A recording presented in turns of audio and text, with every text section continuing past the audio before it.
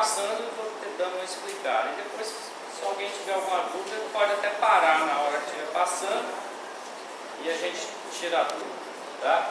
Então vamos começar. A primeira laje que eu trouxe para vocês é a laje pré-moldada, que é aquela tradicional aí que todo mundo vê. Só que ela, na verdade, é uma laje nervurada também. Laje nervurada não é só caixotinho, não. Ela é uma laje nervurada, unidirecional, pré-moldada ou pré-fabricada. Essa é aquela que tem uma bigotinha de concreto e usa o tijolo ou o isopor como enchimento. Isso aqui, gente, não, o tijolo ou o isopor não tem função estrutural nenhuma, é só para economizar concreto, tá? Não tem função estrutural. Não pode pisar que quebra, tá?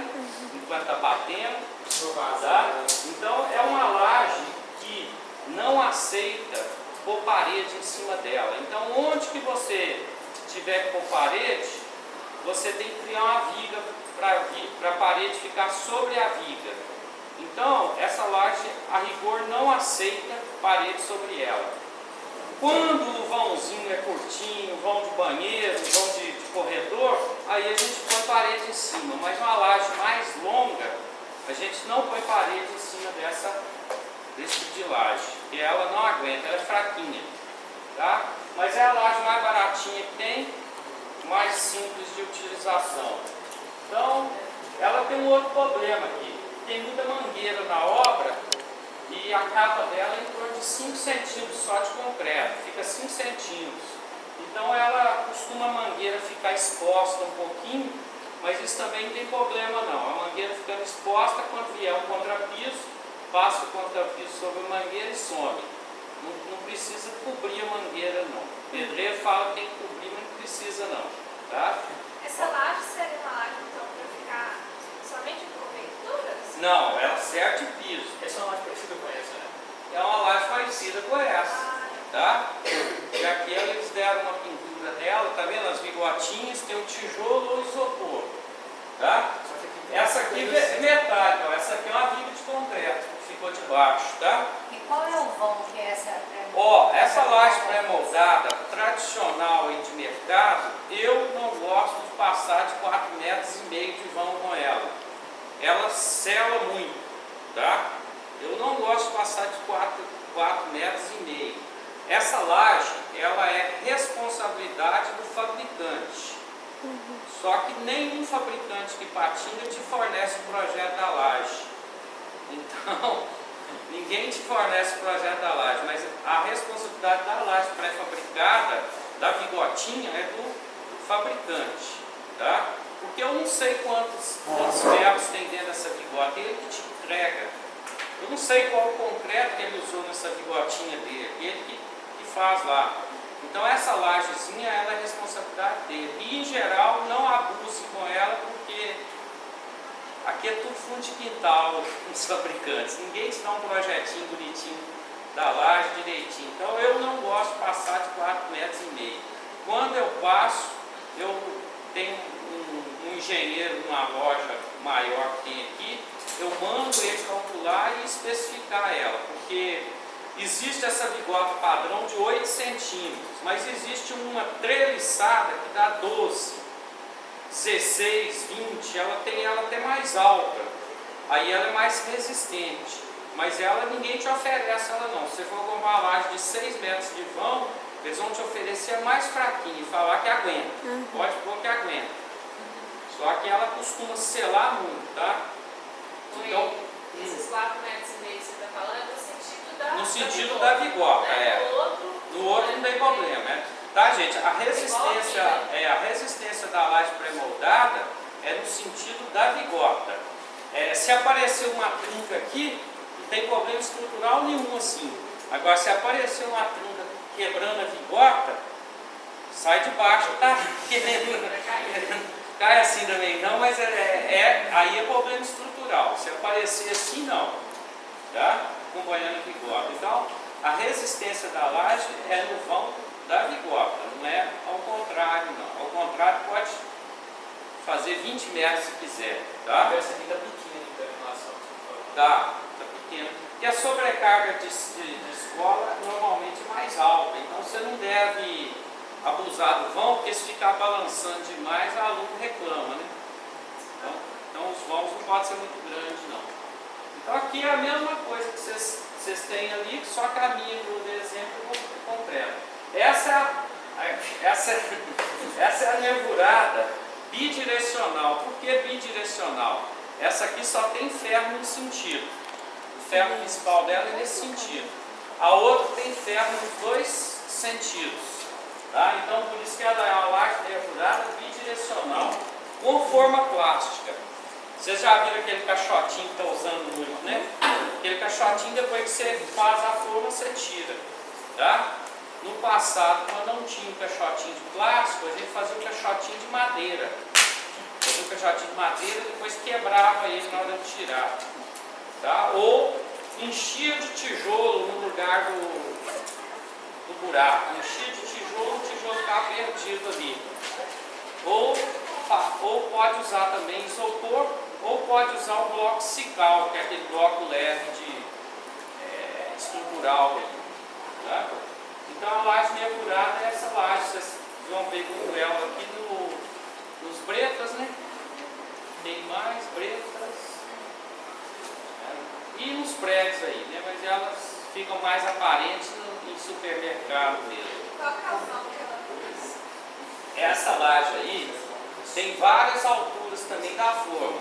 Tem forma de 15 de altura, tem forma de 18 de altura, tem forma de 21 de altura, tem forma de 22,5 de altura, tem forma de 25, 30, 32,5, 35, 42,5, que eu conheço mais alta é 42,5. Essa forma de 42,5 eu fiz um vão de 17 metros, sem coluna, em Poços de Caldas, com a laje nervurada da Tex. É o maior vão sem propensão do Brasil de laje nervurada da Tex, é o meu, 17,5 mais ou menos.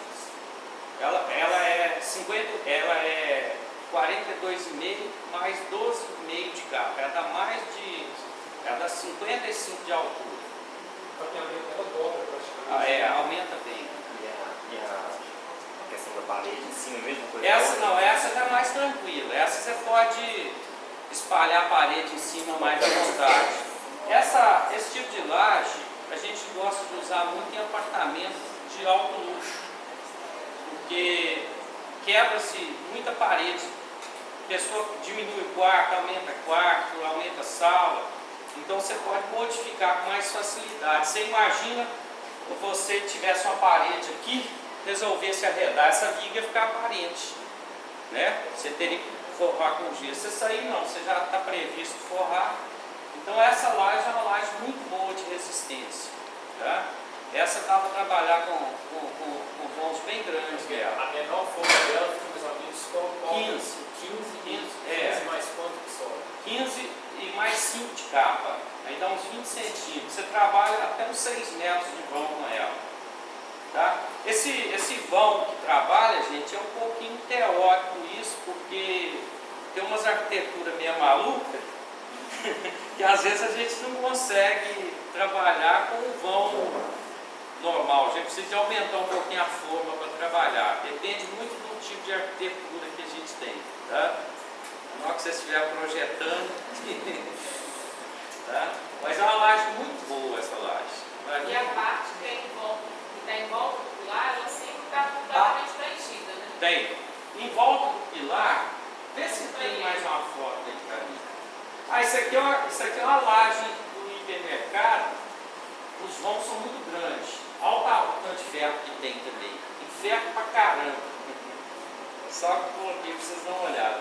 Para ajudar na sustentação da Aqui, ó, isso aqui é um shopping. Isso é um shopping. Ó, essa forma aqui é a de 42,5. Aqui é o pilar. No vão do pilar aqui não tem forma não. É um maciço. Tá? Isso é por causa da inversão de esforços. Em cima do pilar o momento é negativo. Então eu preciso de concreto embaixo. Aí eu faço o blocão em cima do pilar. Tá? E tem distanciamento assim, um pilar para o outro, geralmente é qual distância? Então, aí varia dependendo da altura da forma. Por exemplo, eu já cheguei até 17,5 de distância. Aí eu usei a forma de 42,5 mais 12,5 de capa. Agora, tem lugar que já chega com vão de 10 metros. Aí eu uso a 32,5 mais 10. Então depende do que a pessoa quer. Estacionamento.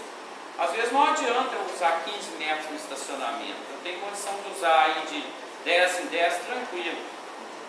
Então vai 10 em 10. Tá? Porque nós fizemos uma conta que se você aumentar o vão, você diminui o número de pilares. Então nós fizemos uma conta do shopping de Patos de Minas. Nós fizemos a conta com um vão de 10 por 10, 12,5 por 12,5, 15 por 15. No final, a diferença numa obra de milhões, 10 milhões, 15 milhões, não lembro, foi 60 mil, 50 mil, 70 mil. Porque se aumenta o número de pilares, se aumenta a quantidade de fundações e tudo mais. Se você diminui o número de pilares, se aumenta a altura da laje, mas diminui o número de pilares e a quantidade de fundação. Então nós fizemos uma conta, a diferença deu muito pequena, ficou por conta do arquiteto decidir qual que queria. 10, 12,5 ou 15. Um pilar desse tem qual dimensão, mais ou menos? Um pilar desses aí vai mais ou menos 40 por 40, 35 por 35. Tá? Mas essa 40 quantos andares? Não, aí não é nem em função dos andares, é em função do vão. Do vão, porque se você tiver um vão muito grande, o pilar fica mais gordo. Se você tiver um vão menor, você pode trabalhar com o pilar menorzinho. Então, se tiver um andar assim, não influencia, mas não é só a altura, não. O vão também é altura e vão. Tá? Para esse vão médio de 10, 12 metros e meio, qual que é a altura da caixa? Eu uso mais a 32,5. 32,5, Até 6 metros dá para usar a caixa mais baixa. Dá para usar mais baixa. 18, 21. Dependendo também da sobrecarga, né? Se tiver uma sobrecarga especial, aí você tem que subir a altura da laje um pouquinho daqui. Tá? E aí ela tem 18, 21 e mais quanto de laje tem? Mais 5? No mínimo 5, tá, gente? A capa de 5 para laje nervurada, ela não. A gente faz muito, mas na prática sempre põe um pouquinho a mais, porque na hora de pôr a ferragem levanta um pouquinho, então sempre com um pouquinho. Então a gente tem usado não trabalhar mais com capa de 5, trabalhar com no mínimo 7,5, tá? Trabalhar com a capa em torno de 7, 7,5. Quando é 22,5, 7,5. Quando é 18, só 7, para dar redondinho. Estamos conversando sobre isso, então eu tinha uma dúvida em relação, tem que eu mandei a pergunta para você, em relação que a gente começa a colocar os pilares, pela essa questão de vão que a gente quer ou pela Não, como é que eu faço para começar a lançar os pilares, né? Hoje no prédio, por exemplo, eu lanço os pilares em função da garagem, porque os nossos antepassados engenheiros faziam arquitetura caixote e não tinha esse tanto de vaga, ninguém tinha esse tanto de carro, né? E as casas das Minas era uma vaga de carro por casa. Então não exigia esse tanto de vaga de carro e os nossos prédios dos engenheiros antigos era caixote. Então aonde o pilar descia na quina do prédio, ele chegava na garagem. Então você pegar os prédios antigos de engenheiro aqui em Patinga, todos são caixote e todos, onde que desce, o pilar chega. Só que hoje ninguém tem mais um carro só, é 2, 3 carros, então exige muita vaga. Aquele pilar que chegou, ele não pode ficar na garagem. Aí que a gente faz as famosas vigas de transição, que são vigas que dão até 1 metro de altura, dependendo do vão. São vigas grandes que recebem a carga do pilar em cima dela, o peso do prédio todo fica em cima. Então hoje é quase impossível fazer um prédio que tem uma arquitetura boa, que tem uma garagem boa, sem fazer viga de transição.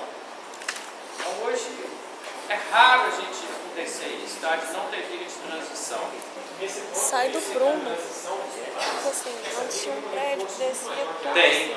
Essa viga tem um Todos os reforço muito pilares grande, mesmo, você tem nem 10 imagino. andares de apartamento Só que aí, às vezes, você peso cabe chega uma vaga, no meio da aí você viga. arreta Então o essa pilar pro viga lado. não aguenta o peso do prédio inteiro pra cima, então ela é bem reforçada. Tá? isso é importante os meninos Não, saberem quando que sai dali. na hora de organizar a estrutura, Depende. vamos usar sempre esse pilar. O ideal é que esse pilar chegue ao chão, uma única massa. Você tem a transição, que é inevitável na maioria das vezes, mas o ideal é que se reduza ao máximo.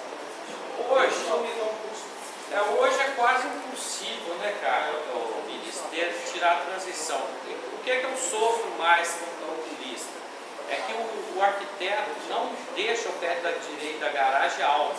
Aí quando eu pego com uma viga de 80, o carro não passa debaixo da minha viga. Aí eu tenho que suspender o andar. Quando eu vou suspender o andar, a escada não cabe degrau mais degrau. Então eu sofro, xingo vocês lá, é quando acontece isso. Aí, entendeu? Eu preciso da viga de transição alta. Vocês deixam o pé direito baixinho, aí o carro não passa debaixo da minha viga. Aí eu tenho que subir. Quando eu vou subir, a escada sua não dá mais degrau. Então eu sempre oriento o pessoal, quando não tiver uma ideia, tentar deixar a caixa de escada com espaço para a gente ter um pouquinho mais de degrau. E a gente conserta tudo isso quando vai fazer, quando pega a arquitetura de vocês, a gente confere essas escadas suas todas, para ver se vai ter esses problemas. Então, às vezes a gente não tem espaço para aumentar essa escada. Aí tem que voltar com vocês lá para ajudar a gente a mexer. Oi, mas aí quando a garagem não está alinhada com o edifício, aí não tem problema. Mas não está alinhada? Ela não está seguindo debaixo do edifício. Não, se não tiver debaixo do edifício não tem problema, mas normalmente está, viu? É muito difícil, né? Não tem espaço suficiente. É muito difícil. Normalmente não tem espaço no lote para fazer uma garagem no lugar. É muito difícil. Qual que é o rótulo então de uma garagem? Hein? Qual que é o rótulo ideal de uma garagem quando vai usar essas vigas de transições? Ó, eu não gosto de deixar menos que 2,30 não, tá? Já deixei até 2,20. Esses carros mais altos, a Pajero, é 1,86 de altura, quase 1,90 de altura. Mas a sensação é horrível, então eu não gosto de deixar menos de 2,30 debaixo da viga não. No caso seria 2,30 mais 80. Mais 80, Mas eu Tem um outro que você faz de pré-dimensionamento, só para saber. Tem um pilar chegando no meio dessas 20, qual vai ser mais ou menos a altura dela? A altura da viga, vocês devem trabalhar mais ou menos entre o vão dividido por 10 ao vão dividido por 15. Sendo bem otimista, divide por 15. Sendo Mas que uma viga de transição uma viga de transição, às vezes, ela passa com a altura sobre 10, com vão sobre 10. Mas às vezes precisa um pouquinho mais, tá? Mas para vocês terem uma ideia, é L sobre 10 a L sobre 15 que a gente pré-dimensiona. Então a viga de transição em geral, você pode partir do L sobre 10. Se for um prédio muito alto, aí começa a aumentar um pouquinho mais, tá? Nossos prédios têm mais ou menos 8 andares, né? Deve ser de Provavelmente uma L sobre 10 vai passar. Outra coisa também, por exemplo, na garagem, eu preciso de, quando eu tenho muita transição, eu ponho mais pilares na garagem que não atrapalhem os carros. Então os carros estão parados assim, eu ponho pilar entre eles. Aí eu ponho, por exemplo, pilar de 5 em 5 metros, para ficar com vagas de 2,5. Aí eu tenho um vão curtinho de 5 metros dividido, 500 dividido por 10, dá uma viga de 50. Aí eu posso, às vezes na transição, precisar dela de 70, 60, que não tem problema. Tá? Então a gente tem que olhar essas coisinhas. Mais alguma dúvida? Essa daqui é uma laje que o nome dela é Steel Deck. Só para vocês terem uma ideia, é tipo uma telha. É tipo uma telha que você solda os conectores nela, põe uma malha aço em cima dela e joga o concreto. Essa telha é a ferragem inferior da laje. Ela não precisa de ferro na parte de baixo. A telha é a ferragem inferior da laje. Chama steel deck. A gente solda esses chumbadores para o concreto aderir melhor na telha. Tá? E a base dela tem o Essa quê? aceita a parede? Essa aceita a parede, tá? É melhor. Essa só que ela é muito cara.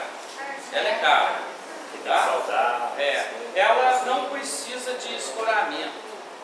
Tá? Você pode bater ela sem escoramento. Por quê? Porque você põe as vigas metálicas mais juntinhas. Se você pôr as vigas metálicas mais juntinhas, você não precisa pôr escora. Você pode pôr a telha e concretar. Então é uma beleza quando você quer rapidez. Eu faço isso mais em supermercado.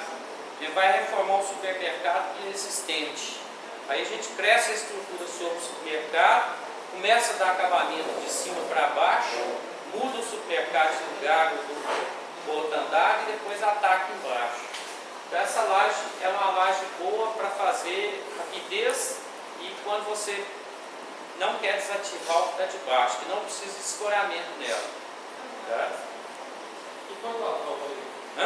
Os vãos que ela consegue. Não, os vãos da laje vai depender das vigas metálicas, sabe?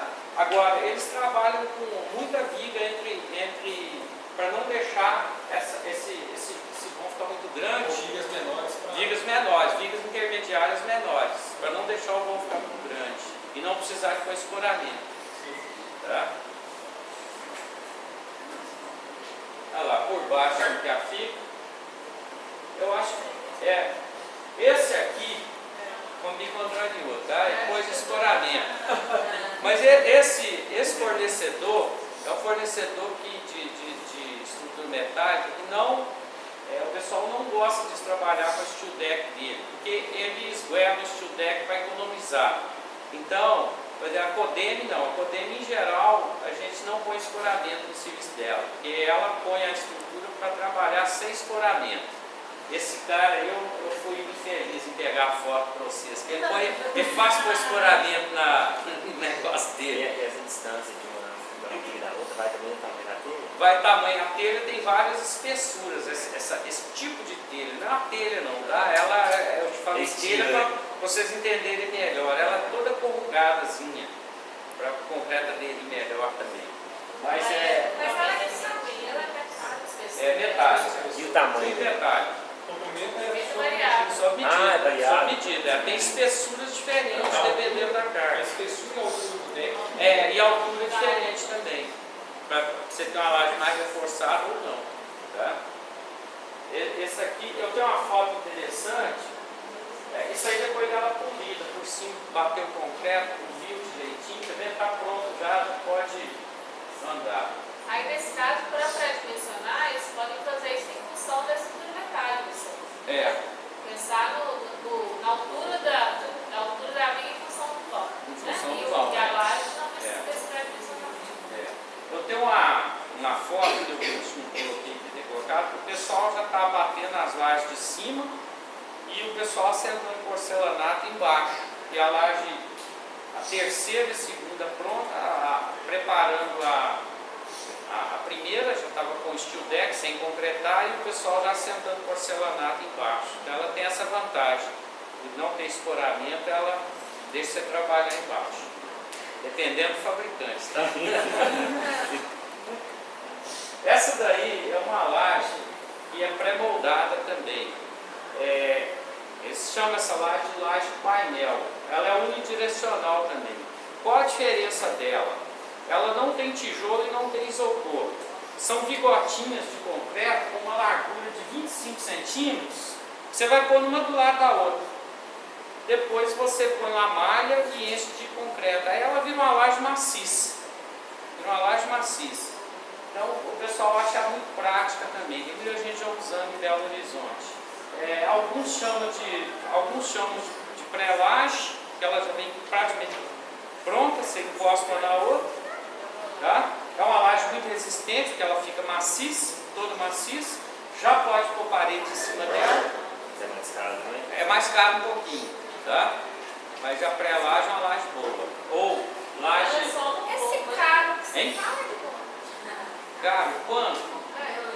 Deixa eu ver, enquanto você paga aqui em Patinga em torno de R$20 por metro quadrado de laje pré-moldada, e você consome em torno de 6 centímetros de concreto por metro quadrado, essa daí você vai pagar uns R$35 por metro quadrado dela e vai consumir uns 8, 9 centímetros de concreto por metro quadrado.